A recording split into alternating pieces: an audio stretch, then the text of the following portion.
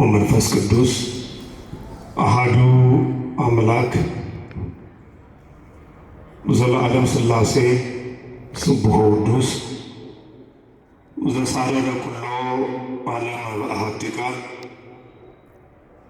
ሰማይን ከነግሱ ምድርን ከነልብሱ የፈጠረ በዝናብ አብቅሎ በፀሐይ አብስሎ የመገበ ፈጣሪ ሰማያቱ ምድር እኩት በአኮቴቱ ስቡሕ በስብሐቲሁ ቅዱስ በቅዳሴሁ አብይ በእባዩ ቅዱስ እግዚአብሔር ረዥም ወራት ሰፊ ዘመናትን አድሎ በሕይወት በሰላምና በጤና ጠብቆ ለዚህ ዕለትና ለዚህ ሰዓት አድርሶናልና ክብር ምስጋና ለቅዱስ ስሙ ይሁንልን። ርኅወተ ሰማይ የሰማይ መከፈት አማን አማን ብለክሙ እምይእዜሰ ትሬእዩ እንዘ ይትረኃዋ ሰማያት ወመላእክተ እግዚአብሔር ያዕርጉ ወይወርዱ ሀበ ወልደ እጓለ እመሕያው። የዮሐንስ ወንጌል ምዕራፍ 1 ቁጥር 52 አበው መምህራን መዘምራን ምዕመናን ወመናት ሩግ ሕፃናት የመድኃኔዓለም ቸርነት የድንግል ማርያም አማላጅነት የቅዱስ ሚካኤል ተራዳኢነት ያልተለያችሁ አባቶች፣ እናቶች፣ ወንድሞች፣ እህቶች እንዲሁም ሕፃናት እንደምን ዋላችሁ? እንደምን አመሻችሁ? ምን ዋላችሁ? ነው ቅር አላችሁ? እንድንውል እንድናመሽ የፈቀደልን በዚህ ቅዱስ ቤተ መቅደስ ቅዱስ ቃሉ እንድንማር የተመሰገነ ስሙ እንድናመሰግን ስለፈቀደልን ክብር ምስጋና ይግባው። ለአባቶቻችን ለነቢያት ትንቢትን፣ ለሐዋርያት ስብከትን፣ ለሊቃውንቱ ትርጓሜን የገለጠ ለእኛም የሚሰማ ጆሮ የሚያስተውል አእምሮ እንዲያስተምረን ቅዱስ ፈቃዱ ይሁንልን። የትምህርታችን መነሻ ርኅወተ ሰማይ የሰማይ መከፈት የሚል ይሆናል። ይህንን ኃይለ ቃል የምናገኘው በዮሐንስ ወንጌል ምዕራፍ 1 ቁጥር 52 ላይ ሙሉ ቃሉ እንዲህ ይላል። ወይቤሎሙ አማን አማን እብለክሙ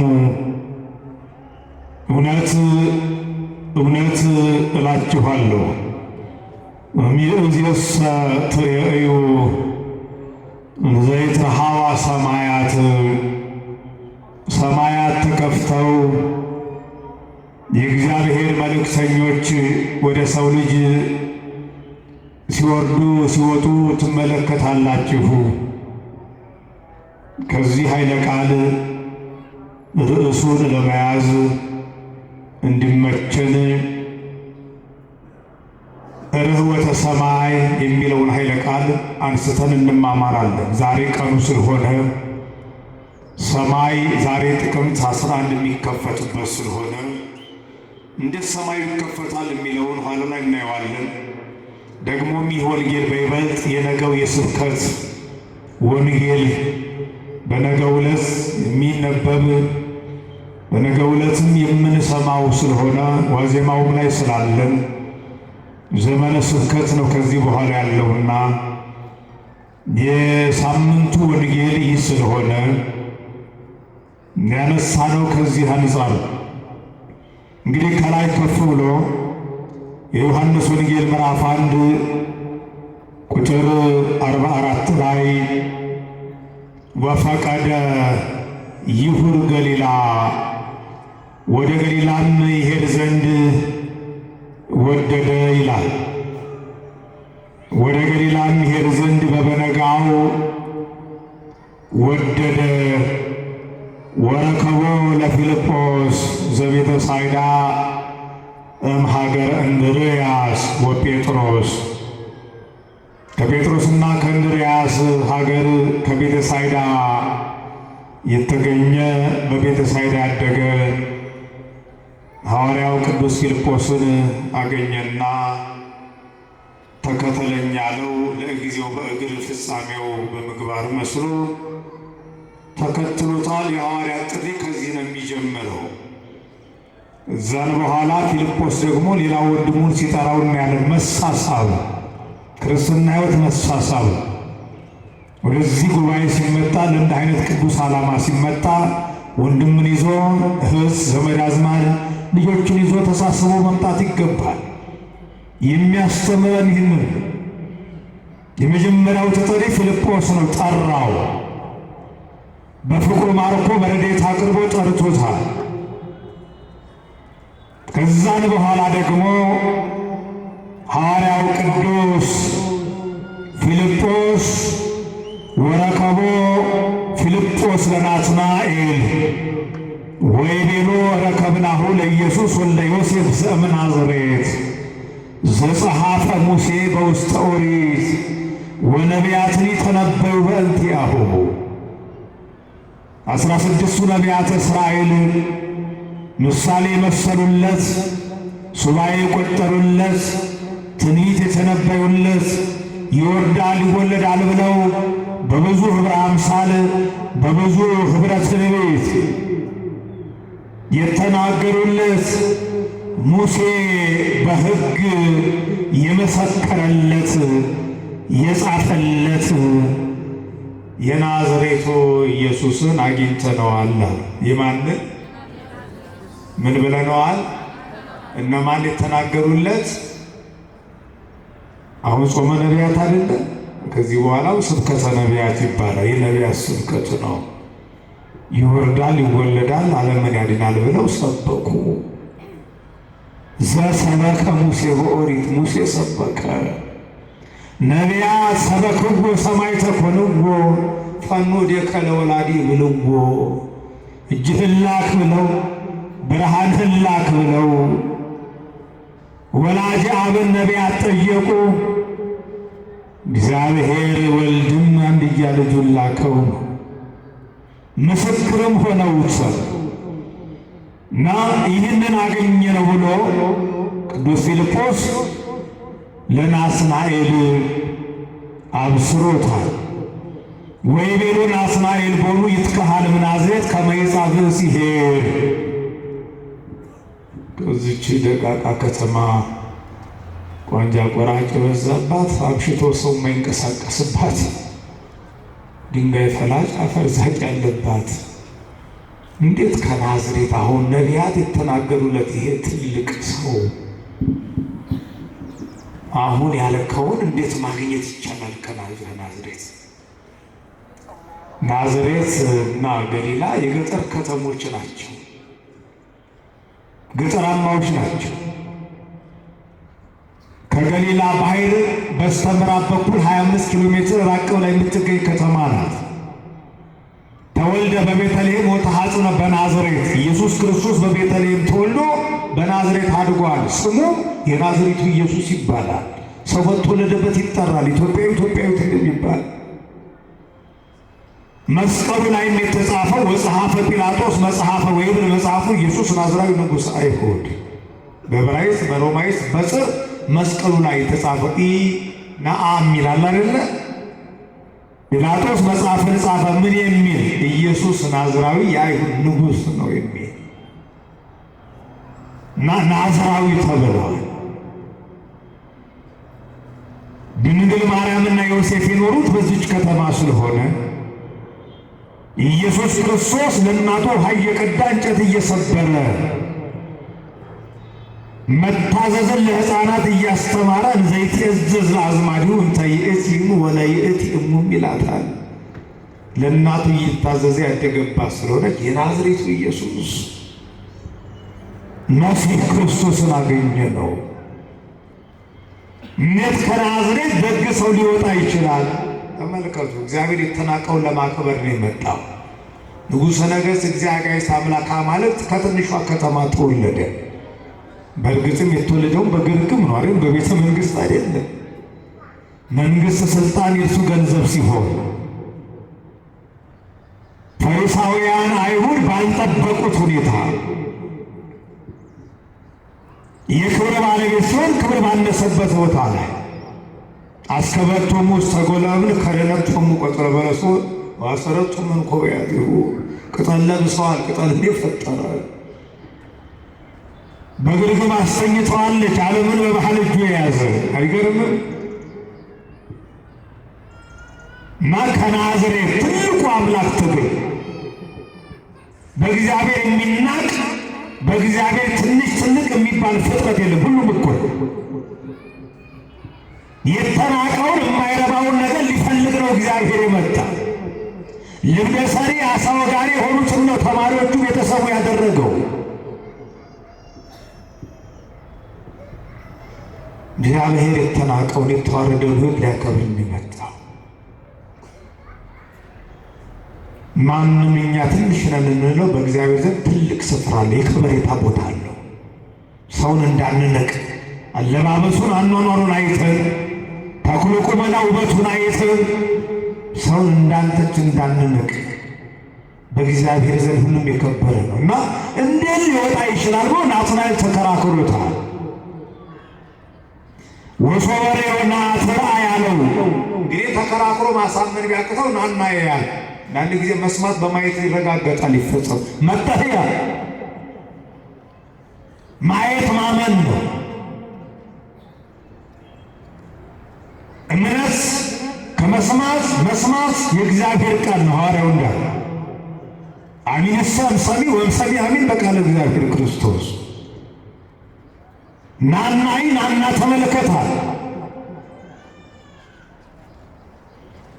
ናትናኤልም የጋበዘውን የጠራውን ወንድሙን ፊልጶስን ተከትሎ ወደ ኢየሱስ ክርስቶስ ሲመጣ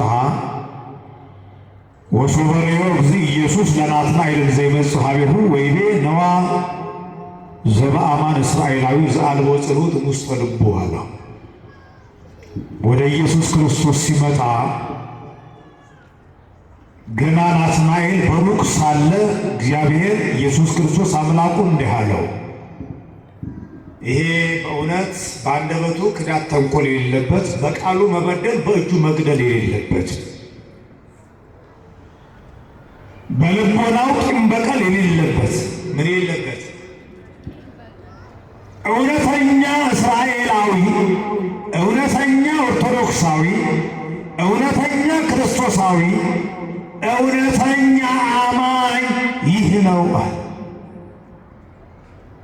አሁን ይሄ ምስክርነት ለስንቶቻችን ይሰጥ ይገባ ይሆን? መጥተናል እኛም አይደል ተጠርተን እንደ ናትናኤል ሆኖ መምጣት ያስፈልጋል ወደዚህ ቅዱስ ቦታ ላይ። ናትናኤል የሆነ ልቦና አይምሮ እግዚአብሔር ይፈልጋል። አመለካከታችን አስተሳሰባችን እንደ ናትናኤል ሊሆን ይገባል። ናትናኤላዊ ጉዞ መጓዝ ያስፈልጋል። በልቦና ቂም በቀል ቋጥሮ ወደ እግዚአብሔር ቤት መምጣት ተገቢ አይደለም። በቃል መበደል በእጅ መግደል፣ በአንደበት ሐሜት ሽንገላን አስተናግዶ ሕይወትን አይምሮን ልቦናን ንጹሕ ሳያደርጉ መምጣት ተገቢ አይደለም። እውነተኛ ሰው ነው ያለ እግዚአብሔር አምላክ ሲመሰክርለት አይገርምም?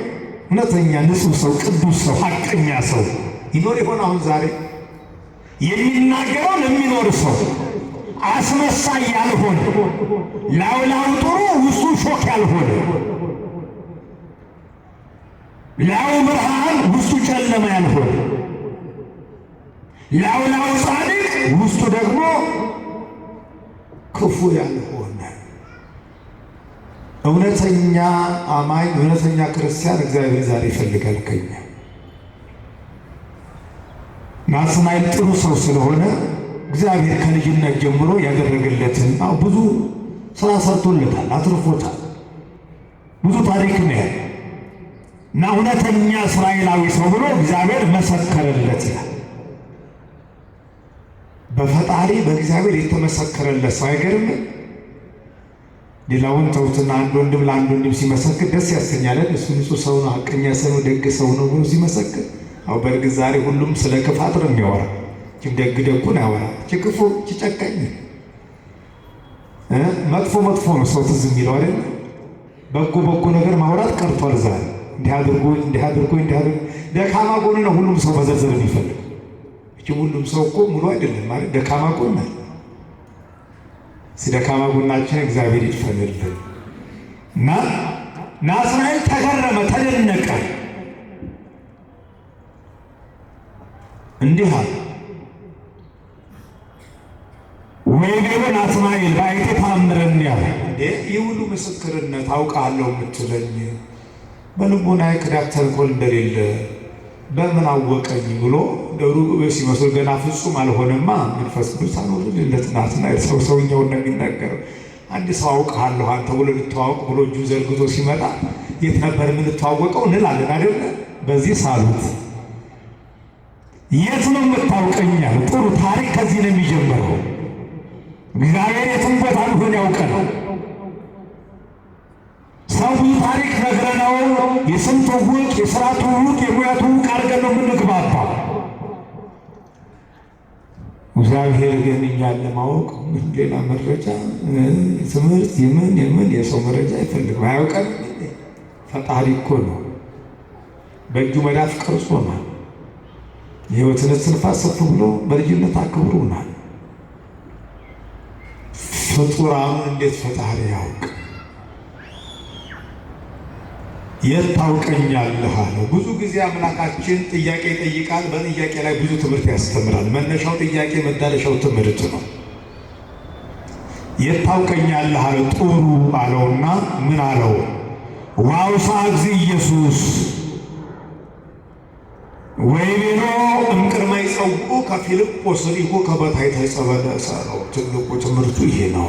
እንዴ ፊልጶስ እኮ ወደ እኔ ሳያመጣህና ሳይጠራህ እኔ ከበለስ በታች አየሁህ አለው። ከምን በታች? ከበለስ በታች አየሁህ። ፊልጶስ ሳይጠራ ከበለስ በታች አየሁህ። ምን ማለት ነው? ከበለስ በታች አየሁ ማለት እናየዋለን። ናትናኤል ታዲያ ይህንን ታሪክ ስለሚያውቅ እቺ የበለሷን ሕይወት እናቱም ነግራው ስለነበረ ዋውሳ ናትናኤል ወይቤሎ ረቢ አማን አንተ ውእቱ ወልደ እግዚአብሔር ወንጉሠ እስራኤል አንተ እንዴ አንተ የእግዚአብሔር ልጅ ክርስቶስ ነህ፣ የእስራኤል ንጉሥ ነህ አለ። እግዚአብሔር ወልደ እግዚአብሔር አምላክ ወልደ አምላክ ቀዳማዊ ልደቱን ዳህራዊ ልደቱን ጽና እስራኤል ክብረ እስራኤል አምላከ እስራኤል የእስራኤል አምላክ የእግዚአብሔር ልጅ ነህ ብሎ ናትናኤል መሰከረ። ያ ሁሉ ክርክር ተመልከቱ። እምነት ነዋ። አመነ። ኢየሱስ ክርስቶስም ምን አለው? ዋውሳ እግዚ ኢየሱስ ወይቤሎ እስመ እምእቤለከሁ ወዲኩ ከበታሕተ ዕፀ በለስ ተአምንሁ። ከበለስ በታች አየሁ ስላልኩህ አመንክ ናትናኤል። እምይእዜሰ ዘየዐቢ እምዝትሬኢ ኧረ ከዚህ የሚበልጥ ገና ታያለህ አለ። ከዚህ የሚበልጥ ምን ትላለህ? ምን ሲል ወይቤሎ አማን አማን እብለክሙ እምይእዜሰ ትሬኡ ዘይትረኃዋ ሰማያት። ይሄ ነው ከዚህ የሚበልጥ ታያለህ ማለት ሰማይ ሲከፈት በዓይን በብረት ታያለህ። ይህ ብቻ አይደለም። ሰማያውያን መላእክት ሰማዩ ተከፍቶ ከሰማይ ወደ ምድር ሲወርዱ ታያለህ፣ ትመለከታለህ።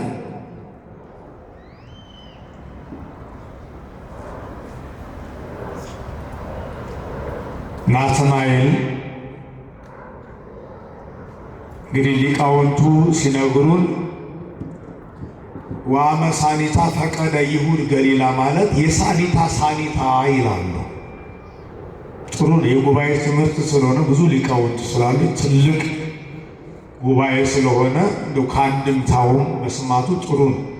ሳኒታ ማለት ምን ማለት ነው? የሳኒታ ሳኒታ ወደ ገሊላ ይሄድ ዘንድ ወደደ ይላል። ይሄ ማለት የሳኒታ ሳኒታ ማለት ኢየሱስ ክርስቶስ በገዳመ ቆሮንቶስ 40 መዓልት 40 ሌሊት ሱባኤውን ቅዳሜ ጨርሶ የካቲት ቅዳሜ 20 ማለት ጥር 11 ማክሰኞ ተጠምቆ ገዳም ገብቷል። ከማክሰኞ ዝም ብለን ቁጥር ብንቆጥር 40 ቀን ቅዳሜ ላይ ይሆን ዝምላችሁ ቁጠሩ። ከማክሰኞ ተነሳችሁ ቅዳሜ ሱባኤው አልቆ ቅዳሜ ለእሑድ ገብቶ ያድራል። ወደ ገሊላ ወደ ናዝሬት ይመጣል። ወደ ይሁዳ ይመጣል። እሑድ ገብቶ ሰኞ ዮሐንስ ወደሚያስተምርበት ወደ መጥምቁ ዮሐንስ ጉባኤ መጥቷል።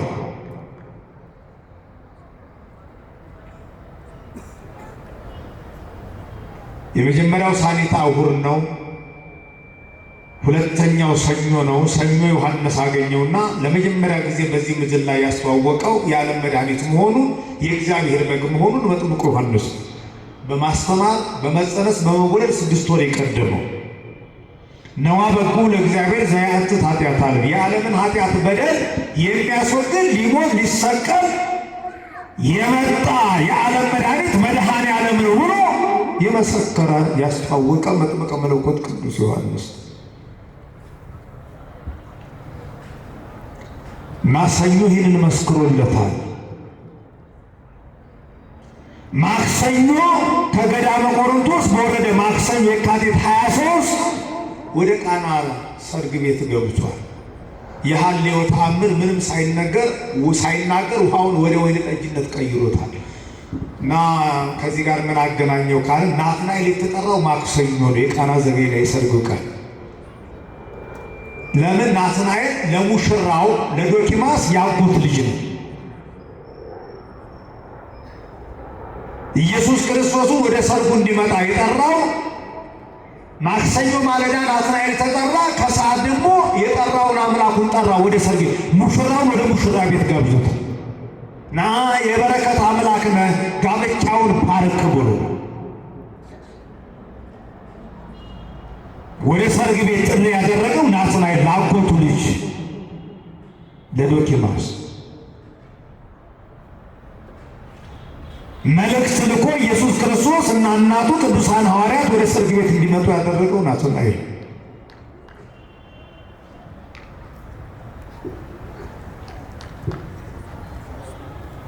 እየሰማችሁ ነው? አሁን ቅድም ካለው አንዳንድ ነጥቦችን እናነሳለን። ናትናኤል ማለት ውብ ሀብተ እግዚአብሔር፣ የእግዚአብሔር ሀብት፣ የእግዚአብሔር ስጦታ ማለት ነው። ማቴዎስ 10 ላይ ቀነናዊ ይለዋል፣ የቃና ሰው፣ ቀሬናዊ የቀራንዮ ሰው፣ ቀናኢ ለሕግ አምላኩ ይለዋል። ማን? ናትናኤል ከ12 ሐዋርያት አንዱ። ምን ብሎታል? ፊልጶስ ሙሴ በሕግ የተናገረለት ብሏል። ማን በሕግ? እንግዲህ ቅዱስ ዮሐንስ ከወንድሙ ከያዕቆብ ጋር፣ ቅዱስ ጴጥሮስ ከወንድሙ ከእንድርያስ ጋር፣ እነዚህ እነ ናትናኤል እነ ፊልጶስ ከቤተ ሳይዳ የተገኙ ሐዋርያት ናቸው። አብሮ አደጎች ናቸው። ቤተ ሳይዳ ማለት የአሳ አስጋሪዎች መንደር ማለት ነው። ልብደ ሰሪ አሳ ወጋሪ የሚኖርባት ከተማ ማለት ነው። ማን? ቤተ ሳይዳ የምትባለው የአሳ አጥማጆች መንደር። ሙሴ በሕግ የተናገረለት ማለት ይላሉ ሊቃውንቱ ዘዳግም 18-15 ላይ ነቢይ አነስለክሙ ዘከማየ ማኅበይክሙ ወለቱ ስምዑ እግዚአብሔር ከእናንተ መካከል ነቢይን ያስነሳላችኋል፣ በእኔ ምትክ ተተክቶ በእኔ ዙፋን ላይ ተቀምጦ ምድረ ርስት የሚያወርሳችሁ የቀረውን ጉዞ መንገድ የሚመራችሁ እግዚአብሔር ነቢይ ያስነሳላችኋል። ለጊዜው ነቢይ የተባለው ኢያሱ ወልደ ነዌ ነው። ከሙሴ ቀጥሎ የነገሰ ነው። ፍጻሜው ግን ዘበነቢያት ነቢይ ወዘሐዋርያት ሐዋርያ የተባለው ለነቢያት ትንቢትን የሰጠ በነቢያት ላይ ያሉ የተናገረ አምላከ እስራኤል አምላከ ነቢያት የነቢያት ነቢይ ኢየሱስ ክርስቶስ ይወለዳል ማለት ነው። ከእናንተ መካከል ነቢይ ያስነሳላ። ከእኛ መካከል ከሰዎች መካከል ሰው ሆኗላ። ሙሴ በሕግ ተናገረለት ማለት ይህ ነው። ነቢይ የሚያሰኘው እዚህ ላይ ፊልጶስ ደግሞ ብሎታል። የናዝሬቱ ኢየሱስን ብሎታል። የማን አለ? ይህንን ቅድም አይተነዋል። እንደገና ቀጥሎ የዮሴፍን ልጅ ብሎታል። የማን ልጅ? ቅዱስ ፊልጶስ የዮሴፍን ልጅ ብሎታል። ሊቃውንቱ የጭፍራ አነጋገር ብለውታል። የጭፍራ ማለት ያለዋቂ አነጋገር ሲሉት ነው። ገና ፍጹም አልሆነም ሐዋርያው። ለምን የዮሴፍ ልጅ ማለቱ? የዮሴፍ ልጅ ያሉት እነማን ናቸው? አይሁድ ናቸው። አኮኑ ዝንቱ ወልድ ዮሴፍ ጸራቢ፣ የጠራቢ የዮሴፍ ልጅ አይደለምን ብለውታል። በእርግጥ ድንግል ማርያምን እኔና አባትህ ስንፈልግህ ብለዋለች። 3 ቀን ጠፍቶባት ከቤተ መቅደስ እየፈለገች እኔና አባትህ። ምን አይነት አባትነት ነው ይሄ? መታየት አለበት። አንዳንድ ስሁታን ክደው የሚያስክዱ ተወናብደው የሚያወናብዱ ስላሉ በደንብ ማየት ያስፈልጋል። ድንግል ማርያም አንድያ ልጇ ነው ኢየሱስ ክርስቶስ። ተቀዳሚ ተከታይ የሌለው ልጇ ነው። ክብር ምስጋና ይግባው። ተቀዳሚ ተከታይ የሌለው ልጇ ለኢየሱስ ክርስቶስም ያለ አባት የወለደችው አንድያ እናቱ ናት። አመስግኗት ወላዲተ አምላክ። እና የዮሴፍ ልጅ ይሄ ማለት ወልደ አብ በመለኮቱ ዓለም ሳይፈጠር ዘመን ሳይቆጠር እግዚአብሔር አካል ዘማካል ባህሪ ዘምባህሪ ያለ እናት ከባህሪ ወልዶታል። የባህሪ ልጁ አባት ስንል የባህሪ አባቱ እግዚአብሔር ብቻ። ለምድራዊ ልደቱ አባት የለውም። ከእናት ብቻ በድንግልና ጸንሳ በድንግልና ነው የወለደች። ለሰማያዊ ልደቱ እናት፣ ለምድራዊ ልደቱ አባት የለውም። ቅዱስ ፊልጶስ የዮሴፍን ልጅ ያለበት ምክንያት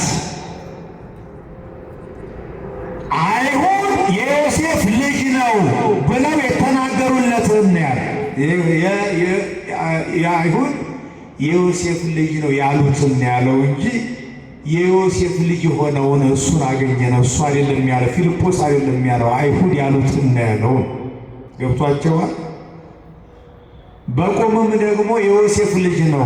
ለምንድን የዮሴፍ ልጅ የተባለው ካለ ኢየሱስ ክርስቶስ ያደገው በዮሴፍ ቤት ነው። አሳዳጊ ወላጅ ይባላል። ሰምታችሁኛል? ግዴታ በስጋ ወልዶ መወለድ ቋንቋ ይባላል አይደል? ግዴታ በስጋ የወለደ ብቻ ነው የዘመድና አባትና ወገን የሚባለው ይሄ ብቻ አይደል። ድንግል ማርያምና ዮሴፍ የቅርብ ዝምድና አላቸው። የቅርብ ዘመድም አጎት አባት ይባላል። እንዲህማ ከሆነ የዮሴፍ ልጆች ራሱ የኢየሱስ ክርስቶስ ወንድሞች ይባሉ የለም እና ያዕቆብ ድንግል ማርያም ልጆች ናቸው ማለት። እሺ ሁላችንም አሁን የማን ልጆች ነን? የድንግል ማርያም ልጆች። ደስ ይበላችሁ፣ የማርያም ልጆች ነን። ልጅነታችን የምንድን ነው? የጸጋ ነው። እነኋት እናታችሁ ብሎ ሰጥቶናል እንዴ! ዓለም ሁሉ የድንግል ማርያም ልጅ አይደል? ከስጋዋ ስጋ ከነፍሷ ነፍስ ነስቶ ግን የተወለደው ማን ብቻ? ኢየሱስ ክርስቶስ ብቻ። እና ዮሴፍ የዳዊት ወገን ነው፣ ድንግል ማርያምም የዳዊት ወገን ናት። አሳዳጊ፣ የቅርብ ዘመድ ምን ይባላል? ንገሩኛ። አሳዳጊ ወላጅ ይባላል። ኢየሱስ ክርስቶስ ርገቱ በቤተ ዮሴፍ መሆኑን ያሳያል። የዮሴፍ ልጅ ማለቱ በቤተ ዮሴፍ ክርስቶስ ማደጉን ለመግለጥ ለማሳየት ነው። ይሄን እንደማስረዳት ይገባል። ሌላው ናትናኤል እስራኤላዊ ተብሏል። ምን ተብሏል? ይህንንም ማየት ያስፈልጋል። ይህ ስም የተሰጠው መጀመሪያ ለማን ነው? ዘፍጥረት 32:22 ላይ ለአባታችን ለያዕቆብ ነው። እግዚአብሔር በአንድ ወቅት ላይ በሰው አምሳል ተገልጦለት ያዕቆብ ካልባረከኝ አልለቅም ብሎ ሲታገል አድሯል። እግዚአብሔርም ከዚህ በኋላ ስምህ ያዕቆብ ሳይሆን እስራኤል ይባል ብሎ የያዕቆብ ኢየሩሳሌም ሳትቀር ኢየሩሳሌም ተብላ ትጠራለች። የአብርሃም የልጅ ልጆች ሁሉ በዚህ ስም ይጠሩበታል። ማንም የሚለው ስለዚህ ከአጎትህ ከላባ ጋር ተከራክረህ ከአምላክህ ከእግዚአብሔር ጋር ታግለህ መታገል የቻልክ ነህ ሲለው እስራኤል ብሎታል። እስራኤል ማለት ነጻሪ ከሃሊ ምስለ አምላኩ ህሊና ዘይሬ ወለ እግዚአብሔርን ማየት የሚችል በጎ ህሊና ያለው ሕዝበ እግዚአብሔር የእግዚአብሔር ሕዝብ የእግዚአብሔር ወገን ማለት ነው። ክርስቲያን ማለት የማን ወገን ማለት ነው? እስራኤል ዘነፍስ ማለት የማን ሕዝብ ማለት ነው? የእግዚአብሔር ሕዝብ ማለት ነው። በጎ ህሊና ያለው ቅን ልቦና ተወሰብና ያለው የእግዚአብሔር ሕዝብ ማለት ነው። ስለዚህ ጌታችን ናትናኤልን እንደ መጀመሪያው እስራኤል እንደ ያዕቆብ በጎ ህሊና ያለ ሲለው እስራኤላዊ አለ። ቀጠለና ቅድም እንዳልነው ከምን በታች አየሁ አለው? ከበለስ በታች አየሁ። ሪቁ ከበታይ ተጸበለስ ከበለስ በታች አየሁ ማለት ናትናኤል ተንኮል የሌለበት በእውነት እስራኤላዊ ሊያስብለው የቻለውን መልካም ሥራ ከበለሷ በታች እንደሰራ እንረዳለን። ከምን በታች? ከበለስ በታች በጎ ታሪክ፣ በጎ ስም፣ በጎ ሥራ እንዳለው ታሪኩ ይነግረናል። ምክንያቱም ይህንን ወንጌል የተረጉሙልን መተርጉማን አባቶቻችን በረከታቸው ይደረብንና ናትናኤል ምሁረ ኦሪት ነው። እንደነ አጵሎስ፣ እንደነ ገማልያል፣ እንደነ ቅዱስ ጳውሎስ ኦሪትን ጠንቅቆ ያወቀ ሊቅ ነው ይላል። ምሁረ ኦሪት ስለሆነ ከበለስ በታች ተቀምጦ የተቆጠረው ሱባኤ ደረሰ፣ የተነገረው ትንቢት ቀረለ እያለ ሲያወጣ ሲያወርድ ሲያሰላስል በልቦናው ሲያወጣ ሲያወርድ ይውልና ያድር ስለነበረ በልቦና ውስጥ ያለውን የምታሰላስለው የምታስበውን አውቅልሃለሁ አውቅብሃለሁ ሲለው ከበለስ በታች አየሁ አለው ነው። ሌላው ናትናኤል 144,000 ከ4,000 ሕፃናተ ገሊላ አልቀዋል አይደል? በሄሮድስ ዘመን በዛን ጊዜ የነበረ ልጇ እንዳይሞትባት እናቷ ምን አድርጋ ነበረ? በቀፉ አድርጋ ከበለስ ከቁጥቋጦ ስር ወጥፋው ነበር። ልጄ ከሚሞትብኝ እንደው እያየሁ አንገቱ ከሚቆረጥ ብላ። እርግጥ አሁን ጫካ ውስጥና ቁጥቋጦ ውስጥ አሁን ልጅን መጣል ከባድ ነው። ከባድ ፈተና አውሬ ሊመጣ ይችላል። ግን የሰው አውሬ ከሚበላው እግዚአብሔር ቢያድነው ቢጠብቀው ብላ ከበለሱ ስር ሰውራው ነበር። ያን ጊዜ ያዳንኩ ከቅፍለተ ሕፃናት ከሰይፍ ያስመለጥኩ እዚህ ላይ ለወግ ለማይረግ ያበቃሁ እኔ ነኝ ሲለው ከልጅነት ጀምሮ እስከዚህ ድረስ የጠበቀን ወደፊትም የሚጠብቀን እግዚአብሔር የተመሰገነ ይሁን። ክብር ምስጋና ይግባው። ጠብቆናል። አሁን በለስ አሁን ቅርጫት ሰውን የሚያድን ሆኖ አይደለም። ተመልከቱ፣ እግዚአብሔር የማዳን ስራው መቼም ብዙ ነው መገለጫው። እግዚአብሔር ሊያድነን ሲፈልግ በብዙ ነገር በብዙ ምክንያት በብዙ መንገድ በብዙ አይነት እግዚአብሔር ያድነን። ምክንያት እንሁን። ለምክንያት ነው እንጂ ሰው ራሱን ማትረፍ ሰው ራሱን ማዳን አይችልም። ማን ካላዳን ማን ካልጠበቀ እግዚአብሔር። ሕፃን ነው ገና እኮ ተመልከቱ። ወይ 6 ወር ወይ ዓመት ሕፃን ቢሆን እንዴት ነው ጫካ ውስጥ ጥላው እናቱ እዛ መትረፍ ውስጥ እግዚአብሔር ሲያድነው እግዚአብሔር ሲሰውር እንደዚህ ነው። ተመልከቱ። ቅን ልቦና ተወሰብና ይዞ ብቻ መገኘት። ሌላው የበለስ ቅጠል ሰፋፊ ነውና እንደው ኃጢአት ሰፍራ ባያለ እንኳን በእርግጥ ለናትናኤል አይመችም። ትርጓሜው ከመጣ ዘንድ ነው። ቅድም ጻድቅ ብለን ቅዱስ ብለን አሁን ደግሞ በአንጻረ በለስ ረገማ ለኃጢአት ነው። አሁን በለስ ሰፋፊ ነው። አባቱ የሚችም ሳይተረጉሙት እንዲያልፉ ብለው በለስ መጀመሪያ ሲበሏት ፍሬዋ እንግዲህ ከናትናኤል ሄደት ብለን ፍሬዋ ጣፋጭ ነው። ኋላ ላይ ደግሞ ልታልቅ ስትል ትመራለች በለስ ቅጠል። ኃጢአት ሲሰራ ትጣፍጣለች አለ።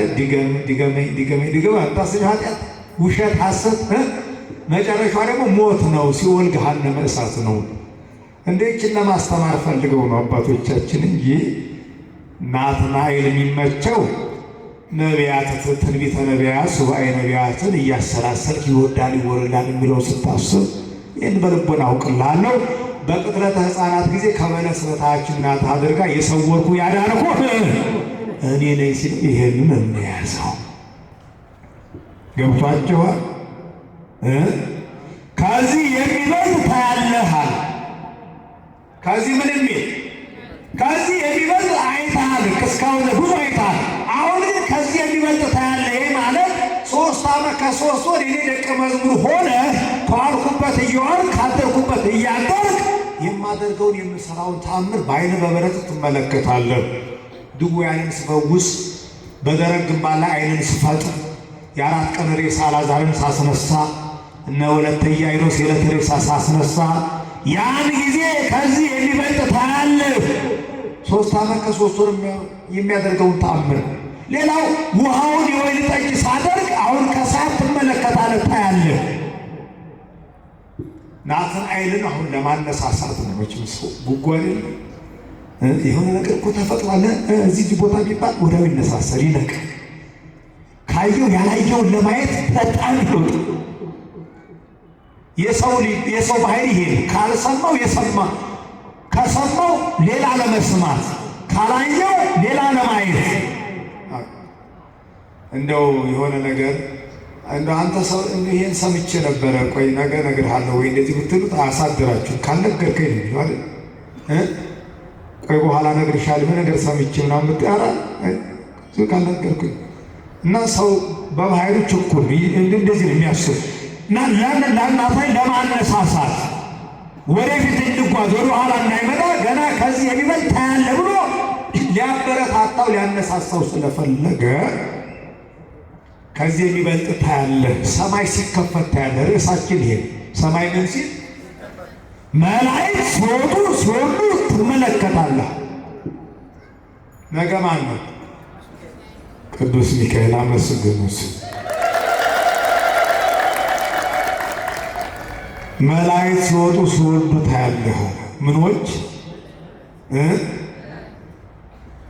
ተመልከቱ። አሁን ሰማያት ሲከፈቱ ዛሬ ሰማዩ ይከፈታል። በዓመት ሰማይ 7 ጊዜ ይከፈታል። እሱን እናየዋለን። መደምደሚያቸው ነገ ደግሞ ቅዱስ ሚካኤል ስለሆነ ሁሉን ያስተባበረ ወንጌሉም ከዚሁ ጋር የሚያዝ ነው። እንግዲህ ነገ ጥሩ ገጥሟል። ሚካኤልም ነው ወንጌሉም የስብከቱ ወንጌሉም ሰማያት ሲከፈቱ የእግዚአብሔር መልእክተኞች ሲወጡ ሲወርዱ ታያሉ። ነገ ሚካኤል የሚታይበት ነው። መላእክት ይወርዳሉ ማለት አምላክ ሰው ሆነ፣ ያርጉ ሰው አምላክ ሆነ እያሉ እርገቱን ለመናገር እንግዲህ 5500 ዘመን መላእክት ጉዟቸውን አቋርጠዋል። መጓዝ የለም ወደዚህ ምድር። ለምን? በሰማይና ከሰማይና ምድር ችግር አለ፣ ተጣልቷል። ሰውና መላእክት፣ ሰውና እግዚአብሔር 7ቱ መስተጻርራን የለም መግባባት መገናኘት የለም። አካላዊ ቃል ከሰማይ ሲሆን መላእክትም ወረዱ።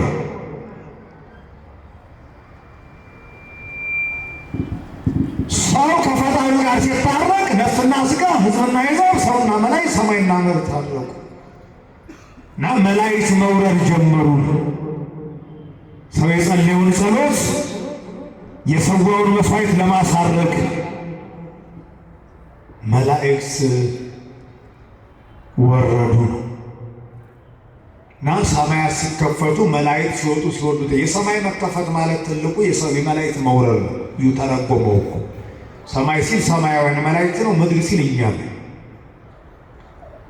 በቁሙ ሰማይ ተከፍቷል። አልተከፈተም እንዴ? ጥር 11 በዘመነ ሉቃስ በዕለተ ሰሉስ ጥር 10 ለ11 አጥቢያ በጽንፈ ዮርዳኖስ ኢየሱስ ክርስቶስ ሲጠመቅ የዳሬ ዳቢ ለመደምሰስ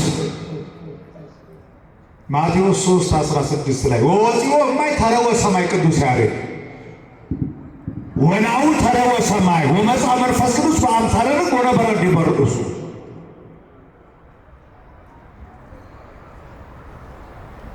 በዕደ ዮሐንስ ሲጠመቅ መንፈስ ቅዱስ በርግብ አምሳል ወርዶ በራሱ ላይ ሲያርፍ ከደመናው በአንተ ደስ ይለኛል አንተ ልጄ ነህ የሚል የአብ ድምፅ ሲሰማ ከተጠመቀም በኋላ ከውሃው ሲወጣ ሰማይ ተከፈተ ይላል።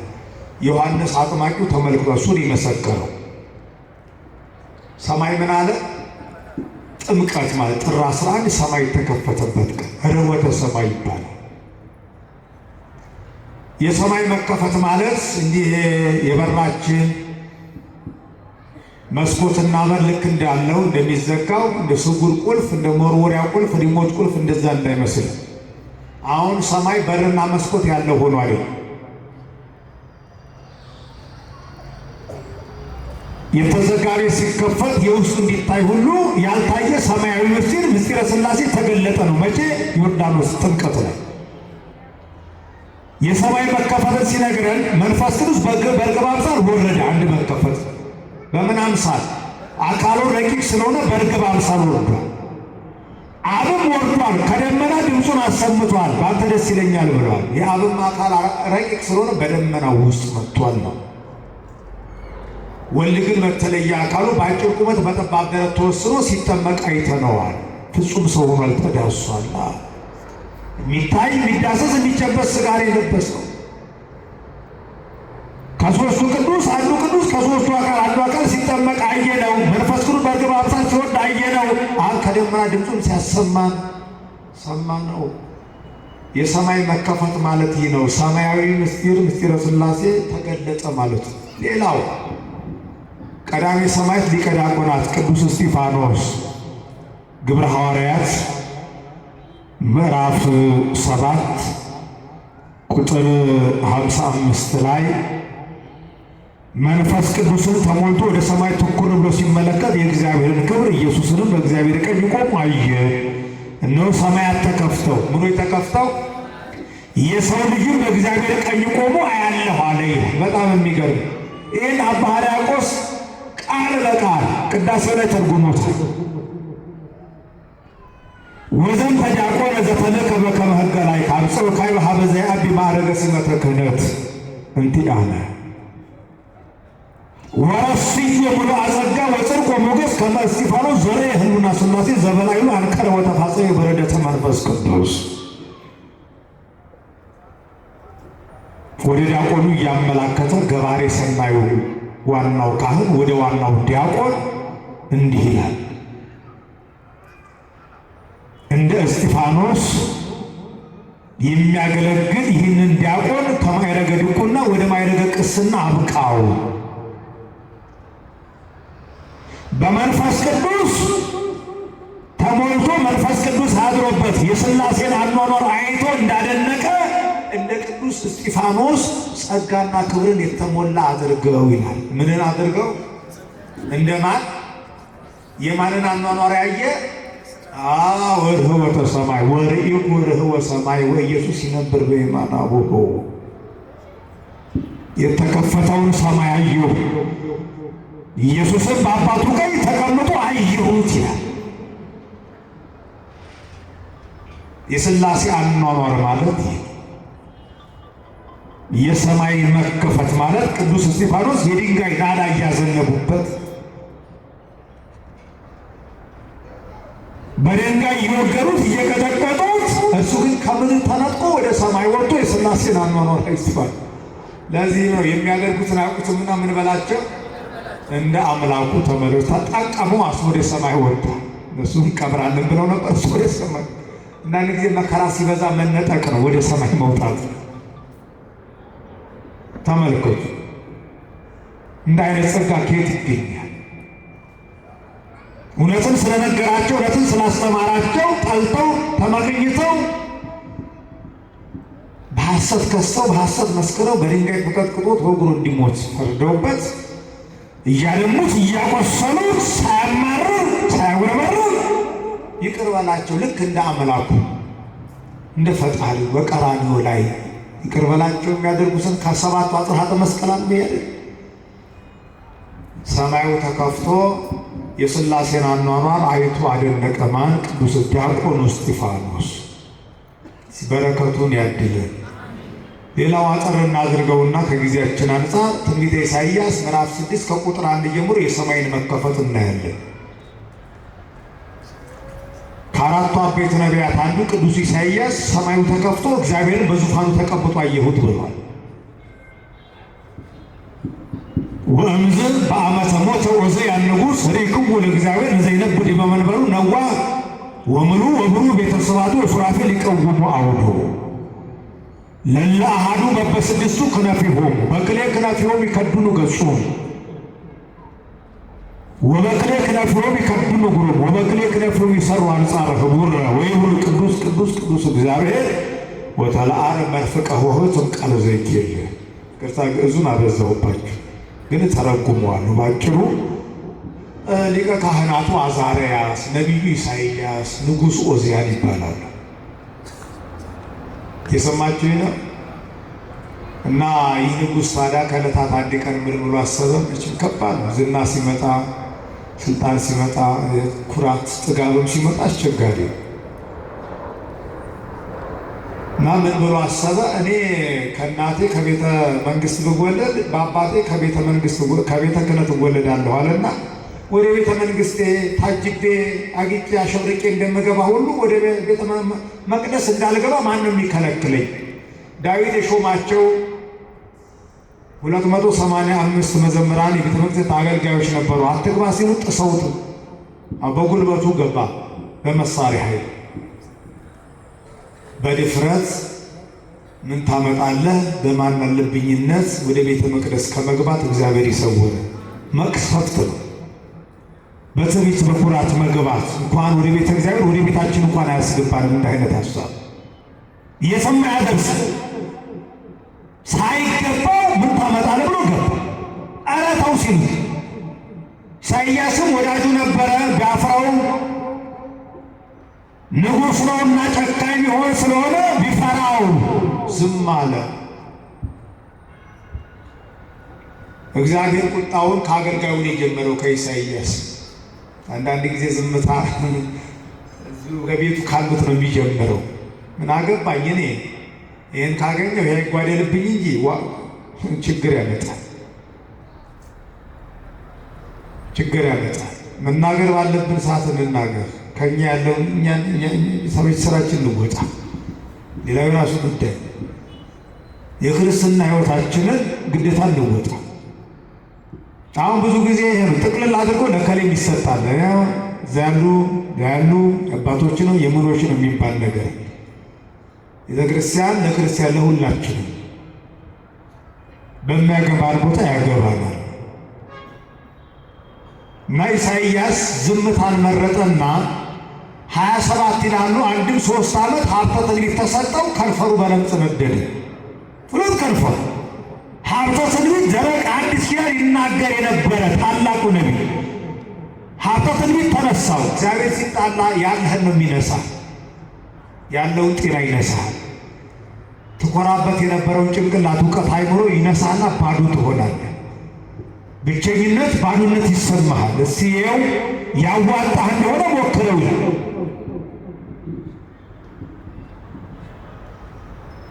አግኝቶ ማጣት ደግሞ ከባድ። ይነሳው እግዚአብሔር ሕዝቤን ወደ ሕዝቤ ማንን ልላክ አለው ኢሳይያስን እንዲጠይቅ እንዲያመለክት የነበርኩኝ ግን እንደውም የምታየው ከንፈሬ በለምጽ ነዷል። እንደምን ላድርጋል? ማመልከቻ ቀረበ ኢሳይያስ። እግዚአብሔር በዙፋኑ ላይ ተቀምጦ አየው ይላል። ሰማዩ ተከፍቶ ሱራፌል በዙሪያው ቆመው በሁለት ክንፋቸው ፊታቸውን ወደ ላይ ቢወጡ አትገኝም፣ እግራቸውን ሸፍነው ወደ ታች ቢወርዱ አትገኝም። ቀኝ ግራ ዘርግተው ወደ ቀኝም ወደ ግራ ከጽርሐ አርያም በላይ ቁመት ከበርባሮስ በታች መሰረት ከአድማስ እስከ አድማስ ስፋት በፊት መቆም አይቻለንም። ባህሪን መመርመር አይቻለንም። አንተ በቆምክበት መቆም አይቻለንም። ትምህርተ መስቀል ክንፋቸውን ዘርግተው እንዲህ አይነት መስቀል ተሰቅለህ ዓለምን አዳንክ ሲሉ 6 ክንፍ ነበራቸው። ለምስጋና ዘረጉት። እግዚአብሔር በዙፋኑ ላይ ቆሞ ታየው፣ ተቀምጦ በዘባነ ኪሎ ስሰለስ ስቀደስ እኖራለሁ። ኢሳይያስ አንተ ያፈርከው የፈራኸው ንጉሥ ግን የለም፣ ዛሬ አልፏል፣ ተቀስፏል። እኔ ግን ይኸው አለው፣ ለባሕርየ ሞት ለመንግሥቴ ሽረት የለብኝም ብሎ ታየው ይላል። ታዲያ ንጉሥ ዖዝያን ምን ገጠመው ካላችሁኝ፣ እንዳሰበው አልሆነለትም። በድፍረት ገባና ማዕጠንተ ወርቁን ሰጡትና እየዞረ እንዲህ አጥናለሁ ሲል ከዕጣ መቼም ማዕጠንቱ ፈውስ ነው አይደለ? ረድኤት በረከት ነው አይደለ? በአሮን ዘመንም የተሰጠ አይደለ? ሌዋውያኑ ካህናቱ ሲያጥኑ ሕዝቡ ከደዌ ከበሽታው ይፈወሳል አይደለ? ይህን ነው ቤተክርስቲያን የምታደርገው። አሁን ግን ከወርቀ ጽናው የሚወጣው ዕጣን ግንባሩን ነካው፣ መታው ነው የሚለው። ማንን? ዖዝያን። ወዲያውኑ ይሄ ሙሉ ግንባሩ በለምጽ ተቃጠለ። እንደው አሁን ደንደስና ጀርባ ምን ቢሆን በልብስና በምን ይሸፈን ነበር። መቼም ችግር የለም፣ ቤተ መንግስት ልብስ አለ። በወርቅ መረብ በምን ይገኝ? ግንባር ላይ መጣ በደልና ኃጢአት በምን ይሸፈናል? እግዚአብሔር ሲቆጣ ከግንባር ነው የሚጀምር። የት ይወለድ? በጣም የሚገርም እኮ ማን ያከማው ነው? ከአንገት በላይ ከምን በላይ ሆነ? የትኛው ሆስፒታል ሄዱ ነው የሚድን? እግዚአብሔር ያደማውን እግዚአብሔር የሰበረው ማን ሊጠግን ይችላል? ያው መልቀቅ ነው እንጂ ግንባሩን መታው። ያንን እሸፍናለሁ አለ። ከልብሱ በላይ ይታይ ነበር። ወአውጽዎ ዘማእሰሮት ወኢዮአታም ወልደ ያዕቆብ ቤተ መንግሥት። ወዲያውኑ እጅግሩን አሳስረው ለምጻም እያሉ አክብር ያስገቡት። እያዳፍ እግዚአብሔር ጋር መጣላት እንደዚህ ነው ይላችሁ።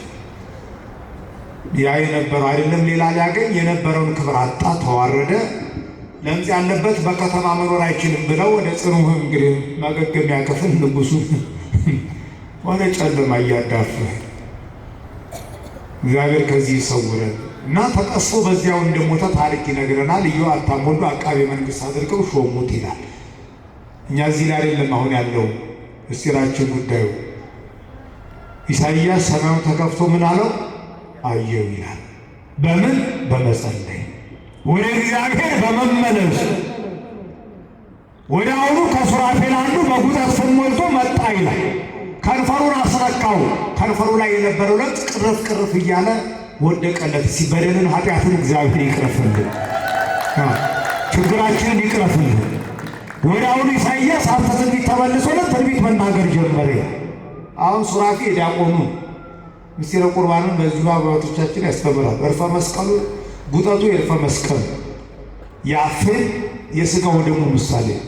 ኢሳይያስ የእኛ የምእመናን ምሳሌ። ንስሐ ገብተን ቅዱስ ሥጋውን ክቡር ደሙን ስንቀበል ለምጽ የተባለው ኃጢአትና በደል ፍዳ መርገም ከእኛ ቅርፍ ቅርፍ እያለ ይወገድልናል ነው። ገብቷችኋል? እና ሰማዩ ተከፍቶ ኢሳይያስ ማንን አየው? እግዚአብሔርን አየው። እንጠቅልለው። በዓመት ሰማይ 7 ጊዜ ይከፈታል። ማስታወሻ ያላችሁ ጻፉ። በዓመት 7 ጊዜ ርኅወተ ሰማይ፣ ሰማዩ ይከፈታል። ደግሞ ሰማይ ይከፈታል ብላችሁ እያንጋጠጣችሁ እንዳትኖሩ። የሰማይ መከፈት ምስጢሩ ቅድም አይታችሁት መስኮትና በር የለውም። እንደ ቤታችን እንዳስቡት። ሰማይ 7 ጊዜ ይከፈታል ማለት ዋናው ትልቁ ምስጢር ዕለቱ ጸሎት የሚያደርግበት ዕለት ነው። በደንብ አስምሩበት። ምን የሚያደርግበት? ጸሎቱ ቀጥታ ምንም የኔትወርክም የምንም የሚባል ነገር የለም። ሰማይ አስፈንጥቆ መንበረ ጸባዖት የሚደርስበት ቀን ነው።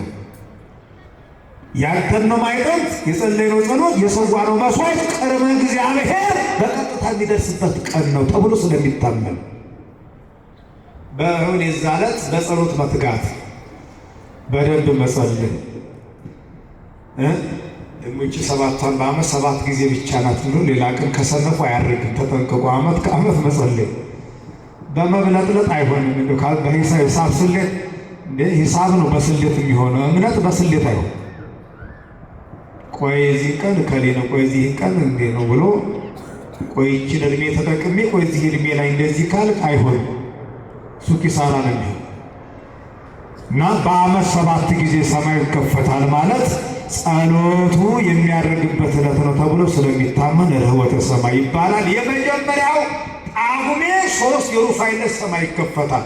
ርኅወተ ሰማይ ለመልአኩ ለቅዱስ ሩፋኤል ቃል ኪዳን የተሰጠበት የታመሙትን ሁሉ እንዲያክም እንዲፈውስ በጭንቅ በምጥ ያሉትን እናቶችን ሁሉ ማኅፀናቸውን እንዲፈታ ፈታ የማኅፀን ዶክተር ተብሎ ሐኪም ተብሎ የተሾመበት እንደምታዩት የሩፋኤል ዕለት ትንሽ ቢሆን ጠብ ሳትል አትቀርም ዝናብ አይደል?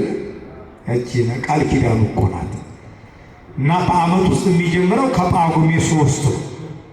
እንግዲህ ከጳጉሜ 3 ጀምረን እስከ 52 ቀን እየቆጠርን ነው የምንሄደው። በ52 ቀን ልዩነት ነው 7 ቀን እናገኛለን። ሰማይ ይከፈታል። ከጳጉሜ 3 ጀምረን እስከ 52 ቀን በመቁጠር ስናገኝ ሌላኛው ርኅወተ ሰማይ ሁለተኛው የሚሆነው ጥቅምት 19 የገብርኤል ዕለት እቻልኳችሁ።